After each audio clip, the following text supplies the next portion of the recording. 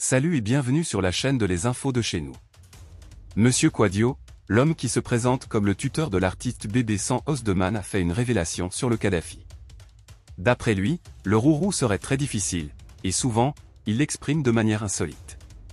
Le danseur aurait gaffé en refusant de se laver et ce durant 12 jours, c'est bébé sans os de man le vrai problème, au fait. Il est énervant et pousse à bout. La première fois où il m'a véritablement énervé, c'est quand il a fait 12 jours sans se laver. La dernière fois qu'il s'était lavé, c'était un jour du Ramadan et après ça, il a fait 12 jours sans se laver. Sans nier entièrement les faits, le Kada a expliqué à PPLK ce 15 avril 2024 les raisons de son agissement. Ce serait une réaction de protestation. Moi je n'aime pas les commandements donc pour exprimer mon contentement, j'ai refusé de me laver. Dans d'autres nouvelles. C'est un nouveau coup dur pour la Côte d'Ivoire et son sélectionneur, Emers Faé.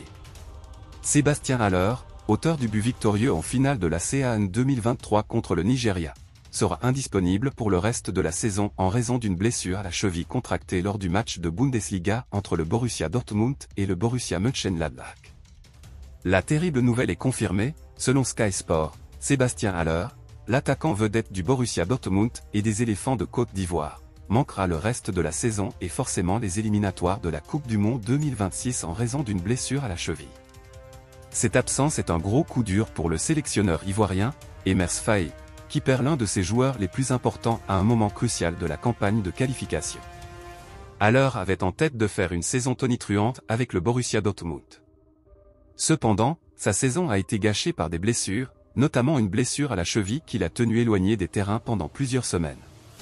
Sa dernière blessure, contractée lors du match de Bundesliga contre le Borussia Mönchengladbach le 14 avril 2024, s'est avérée être la plus grave. Pourtant, l'ancien Hammer était devenu un élément indispensable du dispositif d'Emers Faé. Sa puissance, sa technique et son sens du but en faisaient un atout redoutable pour l'attaque ivoirienne.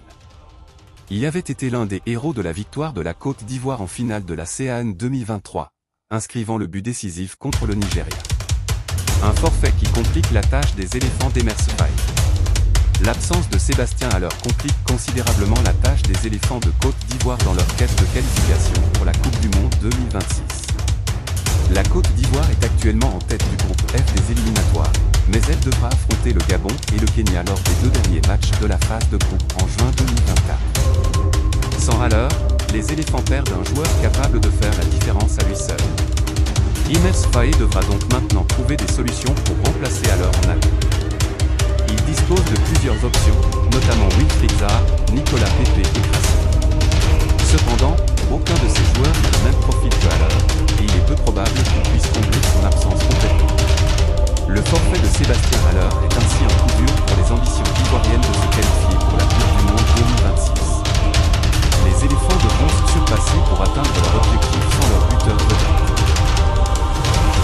Si vous avez aimé cette vidéo, merci de liker, partager, commenter et surtout vous abonner à la chaîne. Et on se retrouve très vite.